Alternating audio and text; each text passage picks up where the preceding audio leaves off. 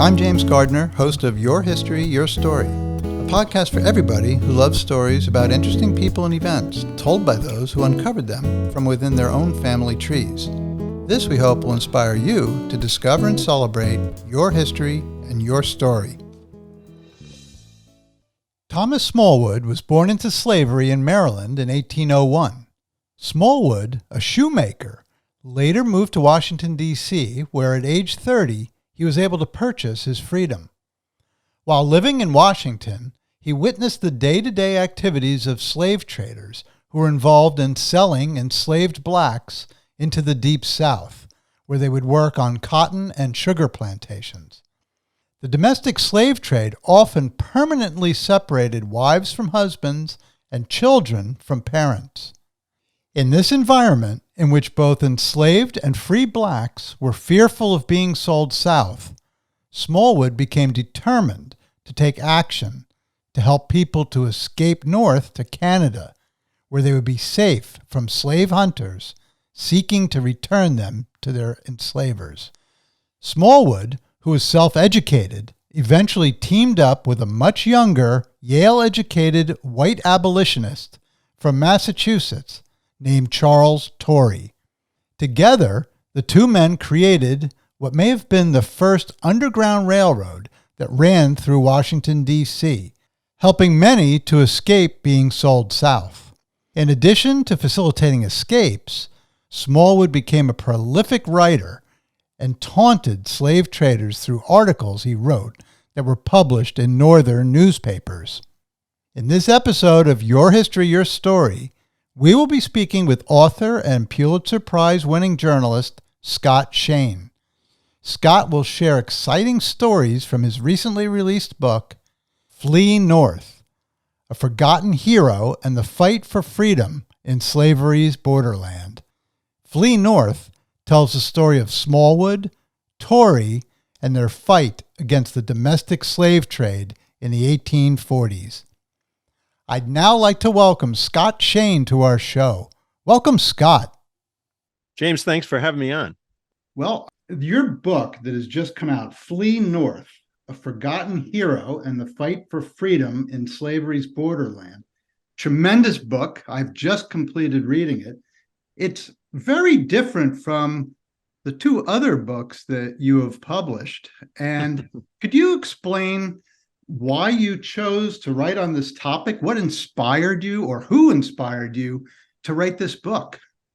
Sure. So my two previous books, one was on the collapse of the Soviet Union. Another was on an American terrorist who eventually was killed in a drone strike, American citizen who was killed in a drone strike ordered by President Obama. And they came right out of my reporting, first for the Baltimore Sun and then for the New York Times. So they were, current events. However, many years ago, about 25 years ago, I've lived in Baltimore for a long time. And about 25 years ago, I came across the shocking fact that around Baltimore's quite lovely inner harbor, where our kids were little and, we'd be pushing them in strollers and buying ice cream and looking at the boats. And so it was a shock to learn that there had been a thriving slave trade around that same harbor for basically the whole first half of the 19th century, or the first 50 years before the Civil War. And that led me to do a little research and find out for the first time about the scale of the domestic slave trade, which shipped about 1 million people south from the upper South to the deep South into the cotton and sugar plantations in the years after the international slave trade. The African slave trade was banned in 1808.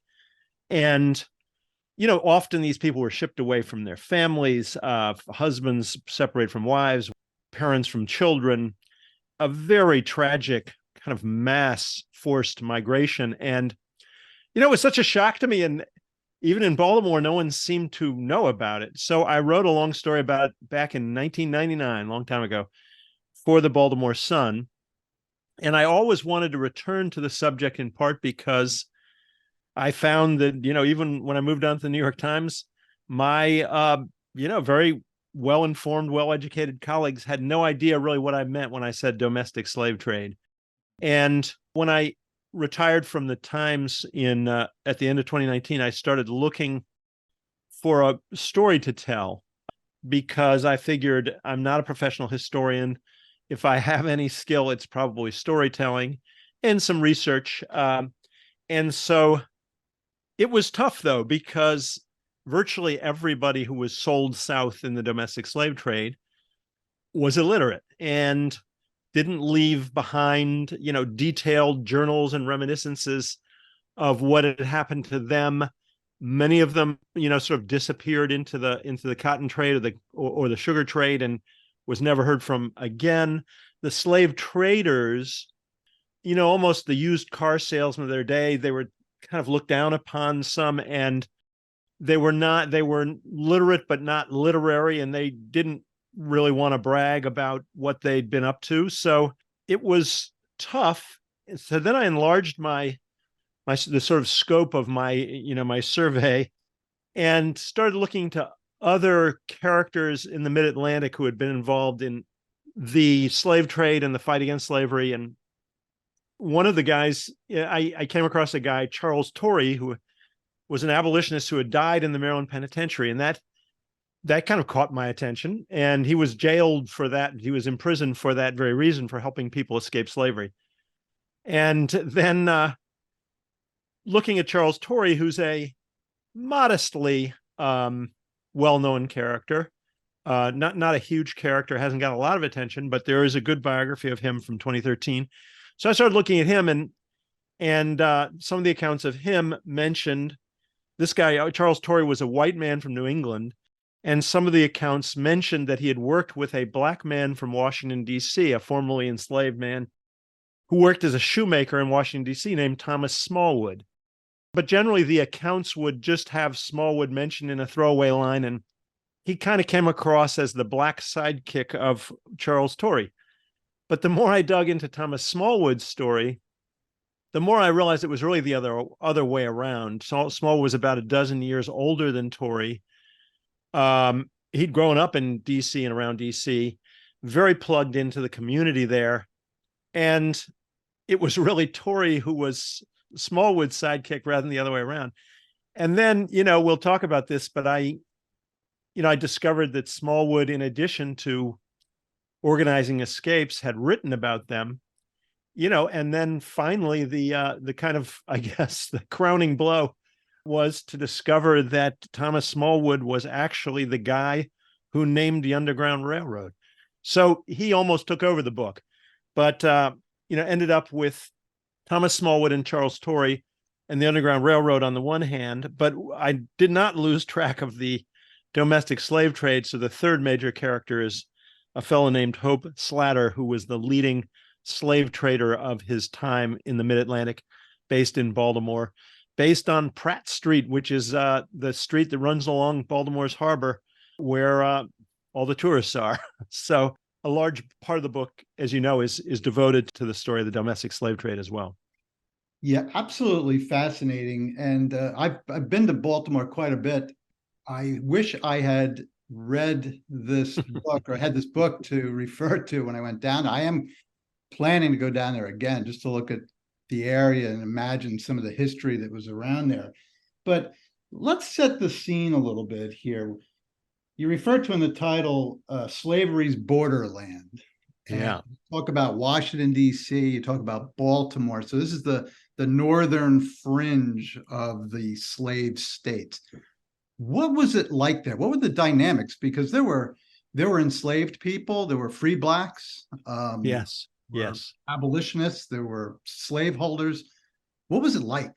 Yeah. Well, what I kind of realized as I got into this is that if you were a slaveholder or a slave trader in New Orleans, chances are you never bumped up against an abolitionist. If you were an abolitionist in Boston, chances were very, overwhelming that you bumped into very few slaveholders and certainly no slave traders. But in what I call the borderland, this upper tier of the upper South, just south of the Mason-Dixon line, which of course was the line at the time I'm writing about, 1840s, between slave states and free states, you were pretty close to, Philadelphia, which was a major center of abolitionism.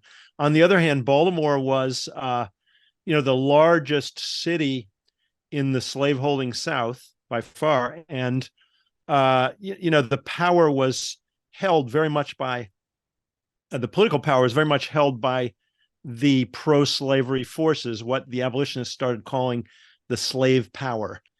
So you had these people bumping up against each other in a way that they didn't elsewhere. And as you mentioned, Baltimore had the largest free Black population in the country at the time, but there still was an enslaved population in the city. And as soon as you got out into the suburbs, so to speak, which was basically farms and plantations, most of the population was enslaved. So you had everybody mixing it up together in a way that you didn't elsewhere in the country at the time. And, before I mentioned this in passing, but there are some quite memorable episodes that occur because of this in the history of Baltimore. So at one point, there's an abolitionist publisher putting out a little paper named Benjamin Lundy, and he's working at this time in the 1820s in Baltimore. And he calls a leading slave trader of that time named Austin Woolfolk. I believe he called him a monster in human shape and a number of other unkind things. So the next time, it's a small town. So the next time, I think Lundy was on his way to the post office, and Woolfolk, the slave trader, spots him, approaches him, and basically beats him very badly. So Lundy files suit against him, and it goes to court, and the judge finds in favor of Lundy, the victim, but says he's almost never seen such a case of incitement. Basically, I don't blame you for beating this guy up. And he fines the slave trader $1. So it sort of captures both the way these opposing parties cross paths at the time in the mid-Atlantic and Baltimore, and also how the kind of power is still in the hands of the slaveholders, and therefore the sympathy of the judge, who was himself a slaveholder, was very much with the slave trader who was beating up the abolitionist rather than the abolitionist who was writing about the slave trader. Yeah, definitely. Now, one of the things that I felt from reading the book, as I was reading the book, the fear that there must have been in the hearts of many of the enslaved people, but also the freed Blacks, because the enslaved people were worried that their owner would maybe die and they would be sold south, or that their owner would need money, need to get quick cash, and would sell them south. And then the freed Blacks were always, in peril at any time, of course, to be kidnapped and sold south. So it must have been a really tense time. You'd think that, oh, well, they're closer to the northern states. I guess there's a sense of maybe of easier escape, but also a lot of fear of being sent down to, I think you mentioned New Orleans, to the deep South, where it was almost or extremely difficult to escape. Absolutely. No, I think that was one of the things that slowly, that captured my imagination. First of all, the sort of existential predicament, I guess you could say, of the enslaved in this part of the South. On the one hand, they lived every day with the possibility that literally with no warning, some guy could show up, put shackles on them, cart them off to Baltimore, put them on a ship to New Orleans. They wouldn't even have a chance to say goodbye to their family. And they knew that that was a possibility because they saw it happening all around, all the time. It was a very large scale, everyday operation. All the papers in Maryland ran cash for Negroes ads where the slave traders offered to buy unwanted workers. And so they had to live every day with that possibility. But they also knew from, scuttlebutt, the rumor mill, perhaps from travel, that Pennsylvania, and not absolute safety, but a great deal more safety, was 2 or 3 days, in a wagon or even on foot to the north. So it wasn't impossible to get away. Very different situation if you're in Louisiana or Mississippi or Georgia. So, but to run at that time was a very risky operation, because you were breaking the law. Anyone who helped you was breaking the law. And anyone who spotted you, any white person who spotted you, would be aware that if you were in fact running from slavery, there probably was already a reward being offered for your return. And the rewards could be quite lucrative because the value of the enslaved people was quite high. So a lot of the cops at the time, a lot of the police, had a large second income collecting these rewards. And even just a kind of busybody white person could confront somebody and say, "Who are you?" and basically, put an end to an attempt to escape. And the great irony was, if you were caught trying to escape, the very common result of that was that your enslaver would not trust that you're going to stick around and work for him. And you're talking about, a large chunk of money, $15,000, $20,000, $25,000, $30,000 in today's terms, that he could get for you if he sold you to a slave trader. So often the slaveholder would do what they called at the time, "Put you in my pocket." "I'll put you in my pocket," they'd say. And he'd drop you off at Hope Slatter's slave jail in Baltimore. And that was the end of it. So that often you were running because you didn't want to be sold south. And if you were caught, the result was often that you were sold south. So these two, what I came to realize was that the two phenomena that we don't necessarily connect are intimately tied. People were running very, very often because they feared being sold south.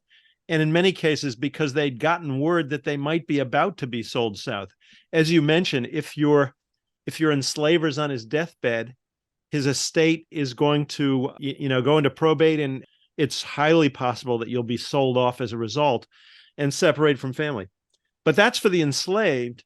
But as you point out, for free African Americans at that time, it's obviously a much better situation, but it's also just fraught with danger. You mentioned the possibility of kidnapping, which was a quite a large-scale common crime that existed at the time. Sometimes all the way up into New York. Those who read the book or remember the movie 12 Years a Slave, Solomon Northup he's tricked south and then sold. He's a free man in New York, and ends up being sold south and being in slavery for 12 years. So there's that hazard. But even if that doesn't happen to you, if you're living in a city like Baltimore, a city like Washington, both of which had large free Black populations, you're not free in the sense white people are free. You're in this kind of limbo status. Maybe because I wrote a book about the Soviet Union, but I sort of think that, free Black people at that time were living in a kind of totalitarian country, while white people were living in a, semi-democratic country. And just one simple example of that was that in both Baltimore and Washington, African Americans, free or enslaved, had a curfew of 10 p.m.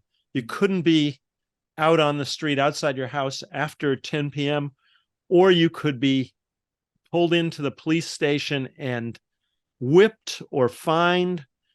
And one of the things that the police, that Thomas Smallwood, my character, writes about, is that the police would linger outside churches and other gathering spots where Black people gathered in the evenings.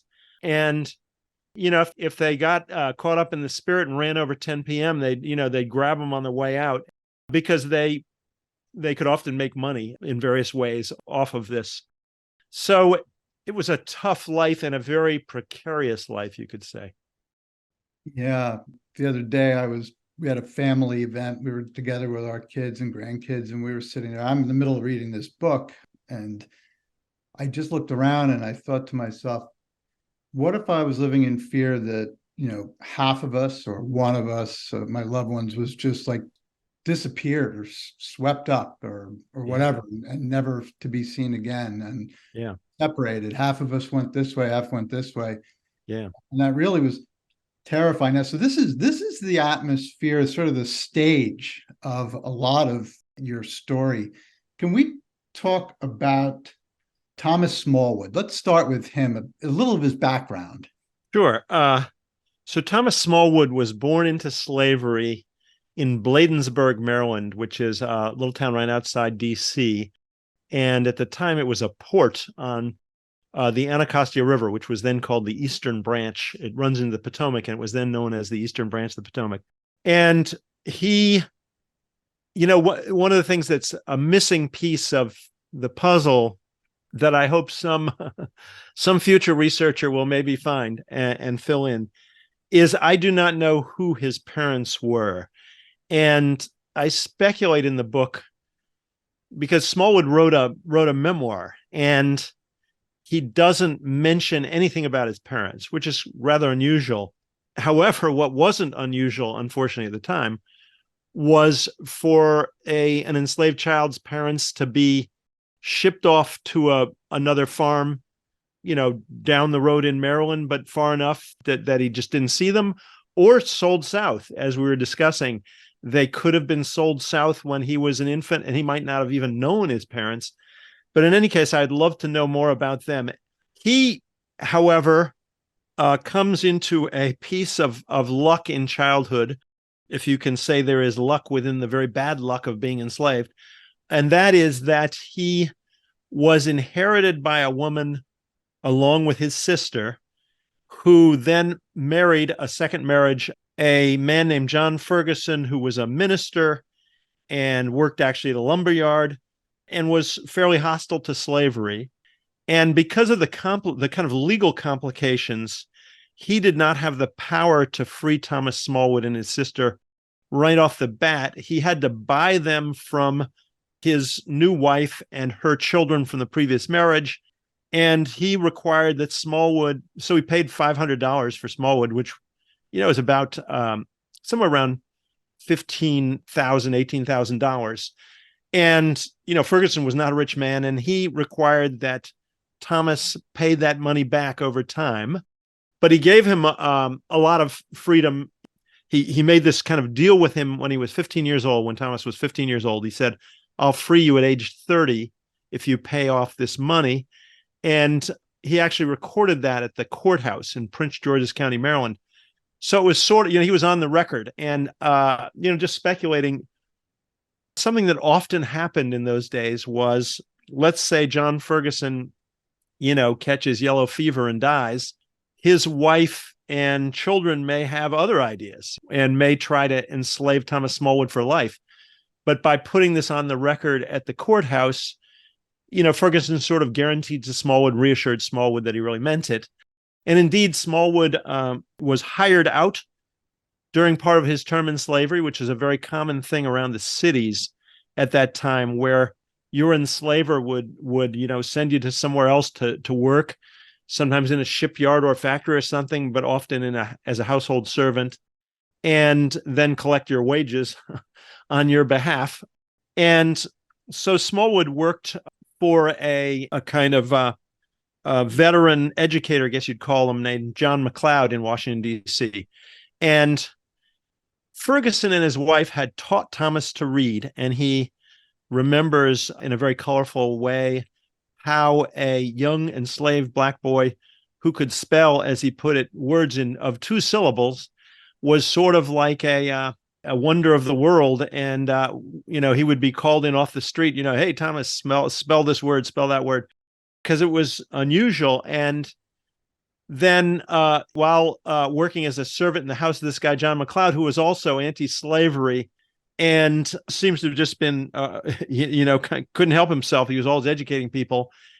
And with that encouragement, Smallwood educated himself to a really remarkable degree. He seems to have read all of English literature, a lot of classical philosophers, and later in his writings, he sort of throws this stuff around. Big fan of Charles Dickens, who was the sort of most popular novelist of the time.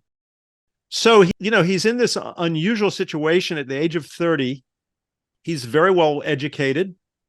He's just achieved his freedom, and he's sort of tossed out into the free black community of Washington, D.C.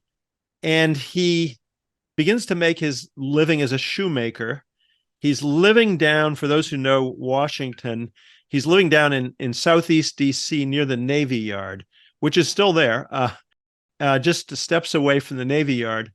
And he marries a free woman from Virginia named Elizabeth Anderson. And the two of them, at the time I'm writing about, have 4 kids. They're going to have another one sort of on the way. So they'll have 5 kids. And that's sort of the background to Thomas Smallwood at the time the story really begins. Yeah, and we're going to talk more about his life in a moment, but you started talking about Charles Torrey a little bit. Can you give a little more of his background? Sure. In some ways, he was almost the polar opposite of Smallwood. He was a much younger man. At the time that they met, Smallwood would have been about 41, and Torrey would have been 28.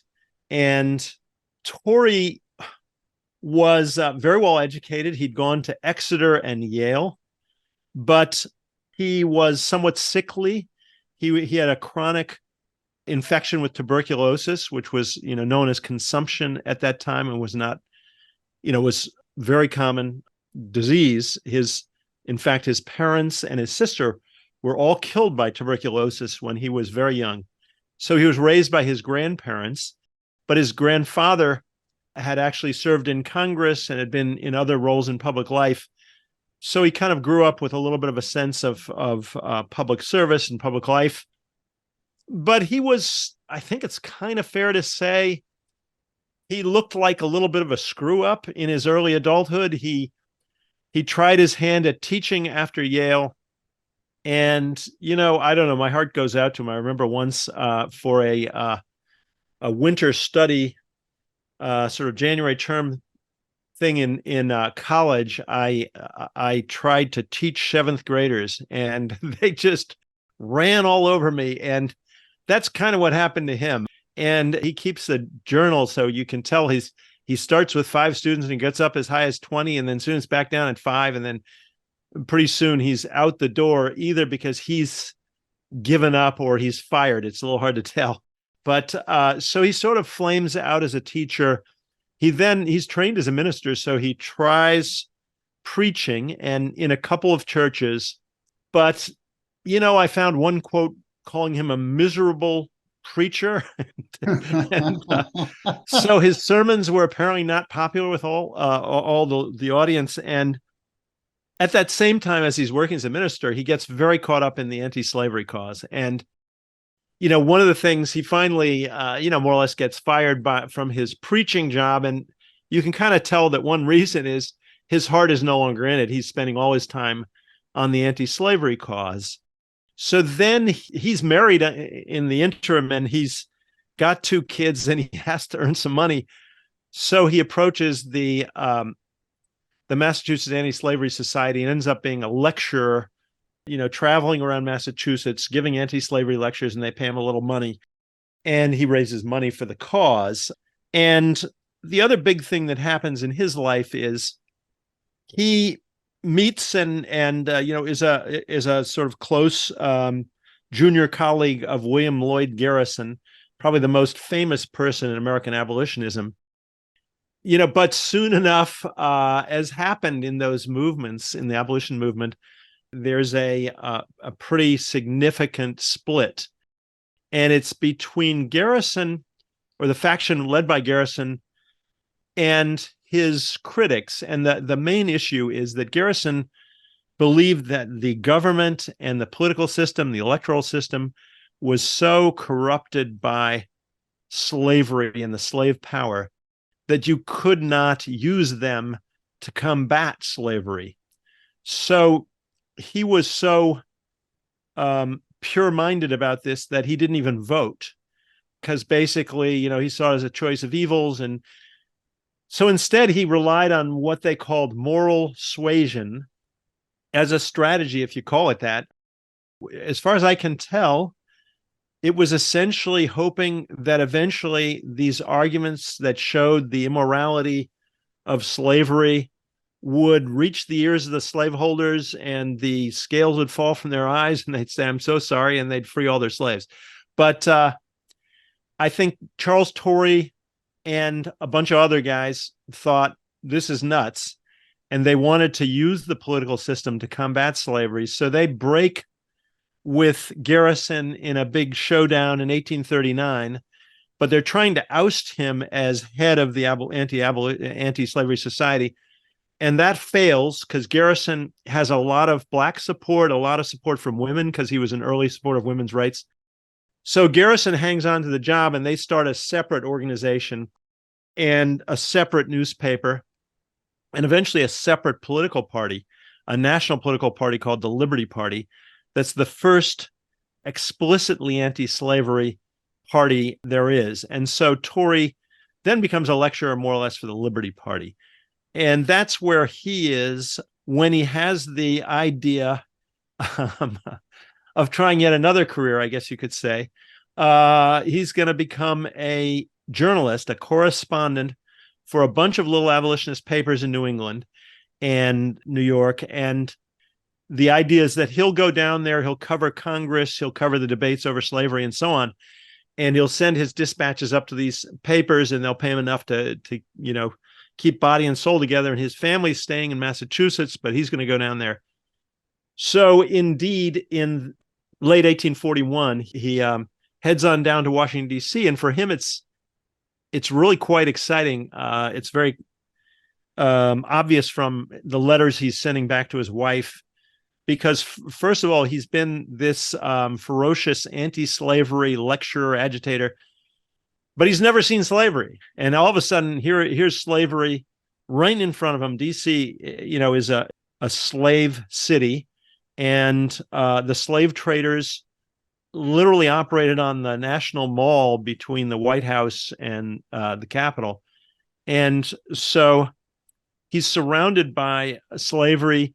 He starts going to black churches, which is something he'd also tried to do a little bit in the North, and meets some of the enslaved, hears some of their stories. And he also makes the rounds of Congress. There's a handful of radical abolitionists who see things his way, and he, befriends them and asks for their help. And then I guess he has a stroke of luck of sorts, that he hears somehow that there's the first big conference, big kind of convention of slaveholders in Maryland is about to take place in Annapolis, Maryland, the capital of Maryland. And, Torrey's just got his feet on the ground, but he thinks, I was a reporter for 40 years, so I sympathize. He says, what a great thing this is going to be. I can go and listen to what they have to say and write about it, and my editors are going to love this. And so he heads off to Annapolis. Very quickly, they try to throw him out of the convention, and he ends up surrounded by a mob, and a friendly judge basically locks him up so he won't be lynched. But he's loving all of this. And he also meets two black families that are locked up in jail with him in the Annapolis jail. And they are, as we were discussing, they were the victims of, the death of their enslaver. And these families, their status is sort of, they're in limbo. They're uncertain what's going to happen, but there's a very good chance they're going to be sold south momentarily. So he hears their story, and so he's pretty fired up, and he's made a little bit of a reputation for himself when he comes back to Washington. And he gets sprung from Annapolis when the judge decides, there's nothing really to charge this guy with. Just get the hell out of town. And so he goes back to Washington. And that's when there is this, certainly for my story, a momentous meeting it just so happens that Elizabeth Smallwood, Thomas Smallwood's wife, had a laundry business, was doing the laundry for the boarding house where Charles Torrey was staying. A lot of members of Congress, journalists, everyone was staying in these boarding houses. And so Thomas Smallwood had read about Charles Torrey's adventure, the Annapolis jail, and all this stuff. And he clearly was intrigued by this crazy white man who would essentially walk into the lion's den of this slaveholders convention. And he wanted to meet him. And he'd heard that from his wife that she had met him. So he asked his wife, hey, can you introduce me? And these two guys, the Yale educated white man from the North and the self-educated black man from the South, get together.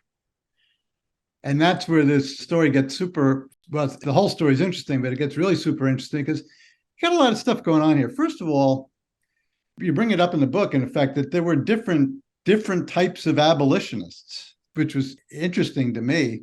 The William Lloyd Garrison, which is a name I remember prominent in history books, reading about him, about this sort of, convinced people that slavery was morally wrong. And then you had develop a political party. And I think it sounds to me that Torrey realized that maybe Garrison may have been a little correct on that point, because I'm not sure that political party did too well. But there were other abolitionists who were more activists, like, let's get people out of here, let's get people to freedom.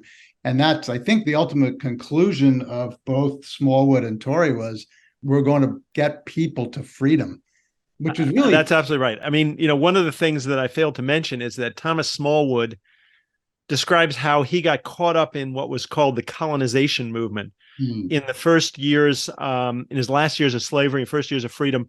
And the colonization movement was the idea that Black Americans should go somewhere else and make new lives for themselves.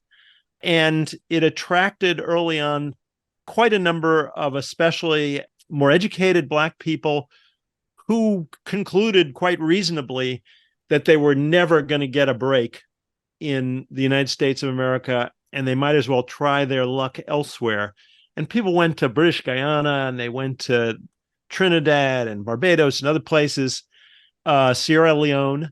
But the biggest destination for those who moved out of the United States under the colonization movement was Liberia, a country founded by the American Colonization Society, a very prominent organization at the time that was pushing this idea of colonization. And Smallwood, perhaps, quite understandably, was attracted by this for a number of years and supported it. Had some friends who were very active in it, Black friends who were very active in it. One of them trained as a pharmacist and went to open a pharmacy in Liberia and would come back and lecture and try to get other Black people to move to Liberia. But at some point in the very end of the 1820s, the beginning of the 1830s, Smallwood broke with colonization because he came to realize that this was not an anti-slavery movement. In fact, there were a lot of slaveholders and supporters of slavery involved in the colonization movement.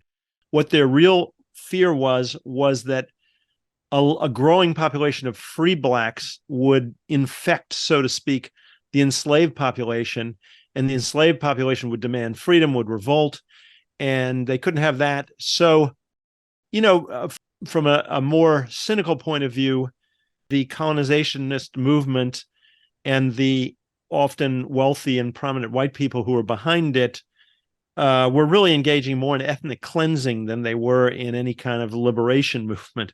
They were just trying to get Black people, or at least free Black people, out of America. And so he came to believe that and broke quite violently with the colonization movement, broke off some friendships.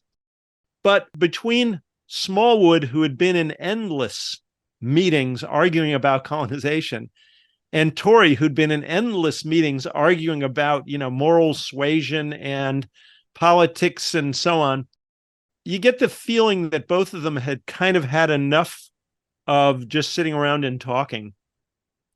So when they meet in early 1842, they're both inclined to find some way to take direct action against slavery, and the most direct action you could take is to move somebody from slavery to freedom and help them make that journey. And so that's what they start working on. That's so extraordinary because of, first of all, the risk involved. This was for where they were. It was technically illegal. You were going to suffer the ire of some very powerful people, including government officials who, lived in Washington, D.C. and that area. But the book gets into a lot of some of the hows they got people out. But I think what really fascinated me, and as you as a journalist must have just come alive with in your research to find out that Smallwood had the gift of journalism, didn't he? Yeah. And he used it quite effectively. And it really, I was frightened for him. And you can get into a little bit about what he was actually doing. Yeah. He was not only, along with Torrey, assisting people to escape north, ultimately in many cases to Canada, to actually get out of the United States. But he was also sending off articles to be published up in Albany, I believe it was. Yes. Sort of poking fun at the slave owners, in effect, and sort of saying, hey, look, these people, of course, he waited till they were safely in Canada. Yes. Then, hey, guess who escaped under your nose? Yeah. Tell us a little bit about that. Yeah. So, as if it, so Smallwood started working with Torrey. They worked together for a number of months. And then Torrey goes off to become editor, actually, of this little abolitionist paper in Albany. And Smallwood keeps organizing escapes on his own. And, I should say that something that was unusual about their escapes was first that they didn't, especially early on, they didn't wait for people to say, hey, I'd like to escape. They'd actually approach the enslaved, which Smallwood could do. As a black shoemaker, he knew all these people. He could walk up to them and just say, hey, how you feeling? Would you like to take a trip north? And so they would actually solicit people to flee. And then they'd also tried to do it whenever they could, not by ones and twos, but by the wagon loads. So they would either rent or buy an old wagon. They'd get some horses, and they'd pack 10, 12, 15, as many as 20 people into men, women, and children into a covered wagon and take off in the middle of the night. So it was sort of a mass escape operation, and it really made quite a splash. But as if working all day as a shoemaker, managing all these kids, and then working all night, basically organizing these escapes, as if that wasn't enough, Smallwood somehow found time to send off these dispatches to the abolitionist paper in Albany every week or two for months and months. And he, as I mentioned, he was a big fan of Charles Dickens. And so he did take the precaution of writing these under a pseudonym. And he took his pseudonym from Charles Dickens' best-selling novel, I think the best-selling novel in the world at the time, The Pickwick Papers. And so he, one of the major characters in Pickwick Papers is a guy who calls himself Samuel Weller. And so Smallwood poses as Sam Weller, that's Sam Weller's son, Sam Weller Jr., and that's how he signs his columns. But you also detect the influence of Dickens in his writing style, which is this kind of rollicking, satirical, quite fun, sometimes quite pointed, even bitter at times, style. But basically the whole point is to name the enslavers, name the people who are running from them, uses everybody's real names, to mock the enslavers and the slave catchers, including the police, often by name, and to celebrate the escapes and the people escaping, and in a way kind of treat them as the noble ones in this picture, the creative, noble, witty ones, and to treat the enslavers as this kind of dim-witted, befuddled class of pampered fools who can't just figure out why their workforce seems to be disappearing overnight, and they don't know how this is happening. so these letters are really something, and they've gotten a little bit of attention in the past. A few of them have, but I was able to find a pretty complete run of them. I think maybe a complete run in a warehouse of the Boston Public Library. And so I spent a lot of time just reading through them, and they are really quite remarkable. And actually, Henry Louis Gates Jr., the eminent historian, has commissioned me basically to put together a collection of Thomas Smallwood's writings, which I'll be doing next year. And the writings consist of this short memoir he published in 1851 and these letters. So that'll be really nice to get these things out to a broader public. And in this book, I do include 7 letters as an appendix, as a sort of Smallwood's greatest hits kind of collection.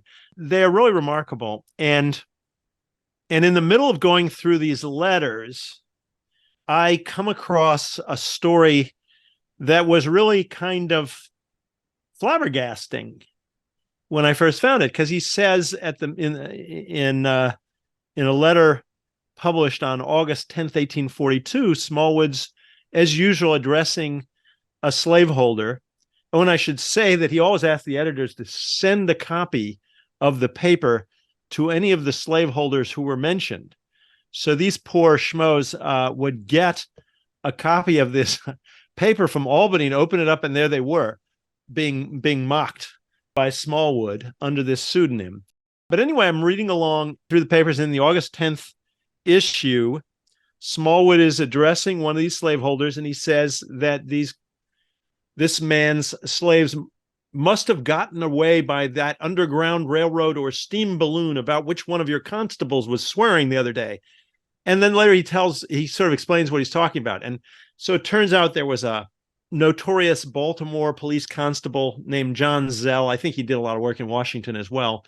And this guy, John Zell, had apparently been overheard essentially expressing his exasperation in a colorful way by saying, I don't have any idea how all these people are escaping overnight and not leaving a trace. I can't figure it out. They must be getting away by underground railroad or steam balloon, which was a non-existent technology at the time. Of course, there were railroads, but there weren't any underground railroads, and steam balloons were sort of experimental. And so essentially it was sort of saying, like we might say, they must have been kidnapped by aliens. They must have been abducted by aliens. And he's saying this is impossible. Anyway, Smallwood hears about this, and he knows Zell, and he knows of Zell, and he quotes it in one of his columns, and then he starts riffing on it in his columns on a regular basis. And he kind of announces that, oh, yes, they're all going away by Underground Railroad. And he appoints himself the general agent of all the branches of the Underground Railroad. And he advises, he's often comforting the bereaved slaveholders who have lost their beloved servants. So he advises them to report to the office of the Underground Railroad in Washington for further information. And he's just having such fun at the expense of these slaveholders and slave catchers. And so, but when I came across this, I kind of thought, like, is this really where the Underground Railroad comes from? So I start, looking at historians and Wikipedia and you name it. And it really does turn out that there are only sort of folkloric explanations for the name Underground Railroad, and none of them hold up to any scrutiny, which is why scholars have generally said we don't really know where this comes from. But with these tremendous collections of historical newspapers that have been compiled online in the last 20 years, mostly I was using newspapers.com and genealogybank.com, but you can put Underground Railroad in there. And of course, you have to try all the variations, because underground was often 2 words. Railroad was often 2 words. Anyway, but when you run all those variations and you look in those databases, it does indeed turn out that all the early uses of Underground Railroad come from Smallwood. And then Torrey, who was the editor up in Albany, he starts picking up that language, and so he uses it some. And then others start picking it up in other papers. And at first it has this kind of mocking tone. But then eventually it just, over the next several years, you can kind of see it evolving into just a generic term for escapes, especially escapes with some outside help. And so it turns out that's where the Underground Railroad comes from. And it seems very significant to me that it began as a way of mocking the slave system and the white enslavers, and because eventually, of course, the Underground Railroad becomes I think, a popular and more acceptable, kinder, gentler way of referring to slavery, or talking about slavery, because the Underground Railroad is this sort of biracial joint effort to help people from slavery to freedom. It's a happy story. It's a thrilling story. And it is, I mean, let's face it, my book is half about that. So, so I accept all that, but I think it's not accidental that the Underground Railroad is a story that has some white heroes, and that is a way of sort of softening the story of slavery a bit. So it becomes this almost revered institution with capital letters and a lot of heroes. And I think, it was unexpected, put it that way, to find that its origin was actually, as Smallwood literally uses the word, it was a lash, a whip that he used against the enslavers. So it's a really fun origin story. Yeah, well said there. I made a couple notes here. Is in your book you had mentioned that Frederick Douglass actually opposed any kind of sort of in-your-face writings back to the slaveholders, and he felt, I think, it was counterproductive or even dangerous. So he didn't really agree with Smallwood's methods as far as writing those articles. So it wasn't like everybody was on board in the abolitionist community on that tactic, right?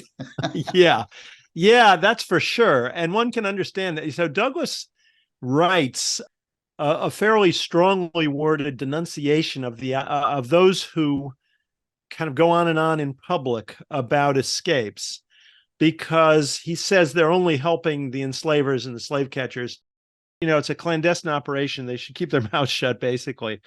And I totally understand that, and it's quite sensible. I think Smallwood would probably not, if we could bring him here today, he probably wouldn't have much of an argument with that either. He understood what he was doing was pretty dangerous and was right out on the edge. But Smallwood and Torrey had the idea that mass escapes from slavery would demoralize the slaveholders. And he actually describes overhearing some of the people whose enslaved workers he has himself helped to escape, saying, basically, I'm never going to buy another slave. You can't trust these people, and I'm just going to hire workers from now on. So he's sort of, quietly lurking, as he always was in Washington, D.C. He's sort of lurking and taking notes. But he's thinking, this is working great. These guys are giving up slavery. And they had the dream, a bit of a daydream, as it turned out, that if enough people escaped, the system might actually collapse under its own weight, and they might undermine it in that way. Unfortunately, the domestic slave trade, with enormous demand for enslaved labor in the Deep South, especially in the cotton plantations, which kept the prices of the enslaved very high in the Upper South, and created this market. It meant that it was extremely, there was no reason for a slaveholder to free somebody when all he had to do was drop a note to one of these slave traders, and they'd come by and haul the person away and give them a big chunk of change.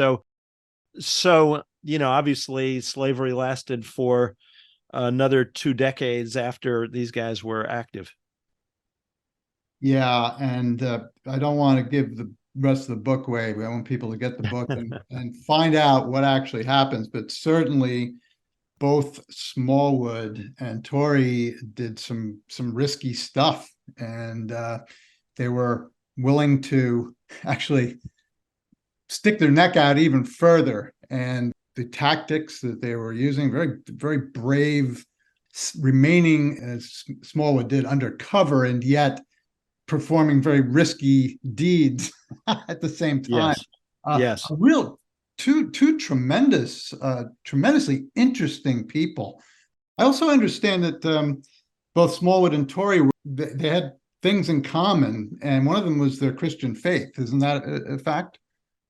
That is definitely true. In fact, later on, spoiler alert, Thomas Smallwood ends up in Canada, and he's occasionally identified as the Reverend Thomas Smallwood. And he was always active in churches, and he helped start a number of churches, both in the South and the North. So, and Torrey, of course, was trained as a minister. So, yeah, they very much had their Christian faith in common. And I think they had this somewhat practical streak. Torrey was not a practical man, so it seems like a strange thing to say about him. But they both reveled in the kind of micro victory in a way. You get 10 people, get a dozen people, get 15 people from slavery into the North or into Canada. And, that has changed a lot of people's lives. And so they really treasured that. They reveled it, and they took, as you say, huge risks for it.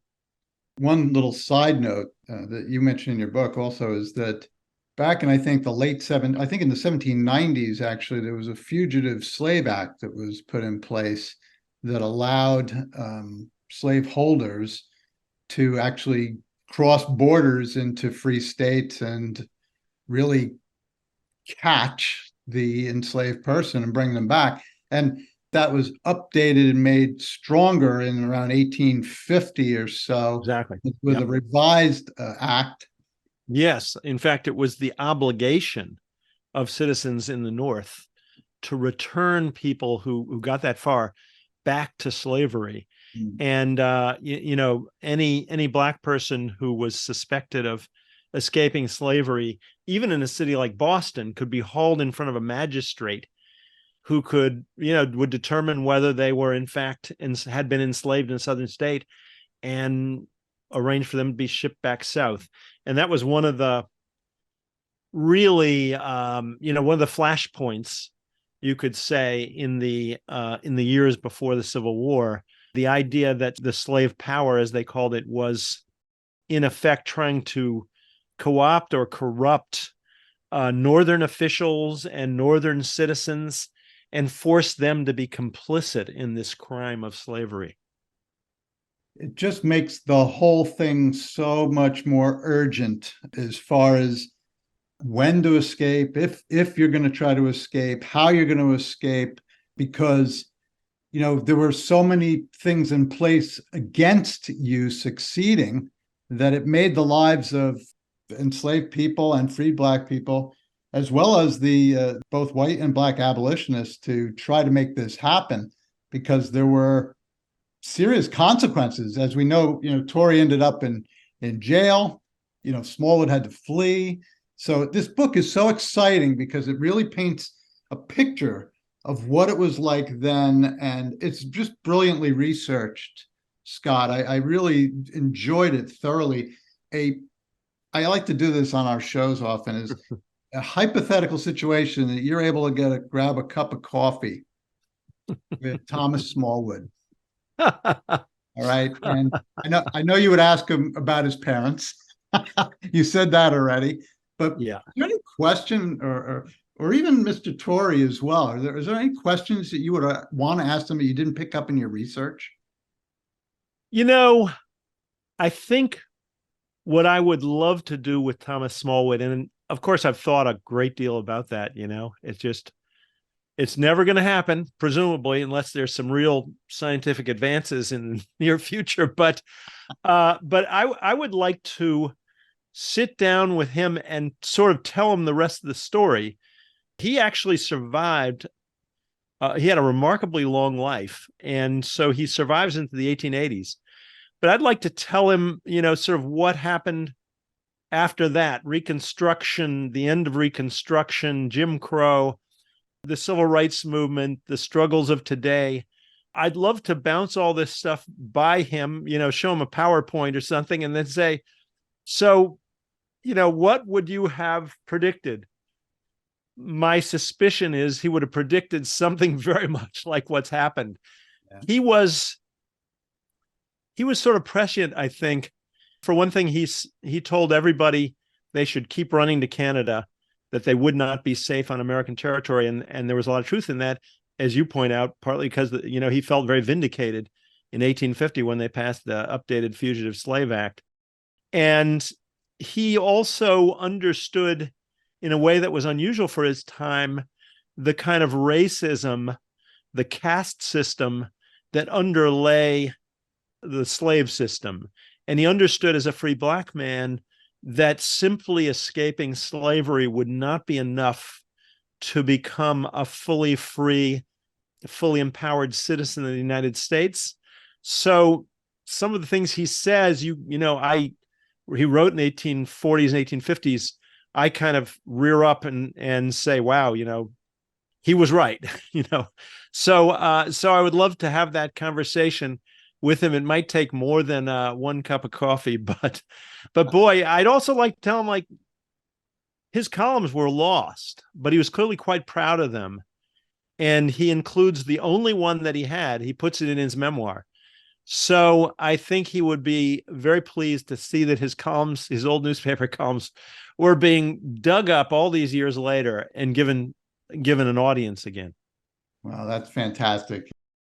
So, Scott, how can people get a hold of your book, Flee North? Well, go to your independent bookstore if you got one, and keep them going. It's amazing how in Baltimore there are a bunch of independent bookstores now.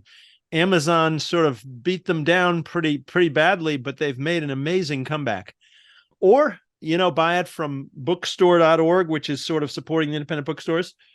Or if you must, go to Amazon.com. And Amazon did call this one of the best books of September. So I guess I owe them something. And but I really appreciate your interest, and appreciate the interest of readers. And I hope they'll feel they've learned something about Smallwood and Torrey, but also about the domestic slave trade, which really ought to be better known to Americans, and was sort of where this journey started. Thank you, Scott. I'm so glad that we were able to get connected with you about this book. We've done some other podcasts. One, we interviewed Lynn Jackson. She's the great-great-granddaughter of Dred Scott. Uh-huh. She was tremendous, tremendous lady. And we also interviewed a gentleman named Frank Godlewski, who's a local historian here in New Jersey, who gave a talk on the Underground Railroad in New Jersey. Oh, interesting. Yeah. Specific to New Jersey. So yours is taking it right to the borderland, and where the action was, boiling over, right? Yeah, so, it's intense. It's intense. Yeah. Well, I will dig up your prior episodes, and you're on my favorites list of podcasts now. So much. Scott, you've been an amazing guest. I want to thank you again, and I hope you have a great day. Thank you. Thanks so much for having me on. It was a real pleasure. Okay. Talk to you soon. Okay. Take care now. Bye-bye. Thank you for joining us for this episode of Your History, Your Story. You can connect with us on Facebook and YouTube at Your History, Your Story, or on Instagram and Twitter at YHYS Podcast. We'd love to hear from you if you have any questions, comments, or a story to tell. Be well, and God bless.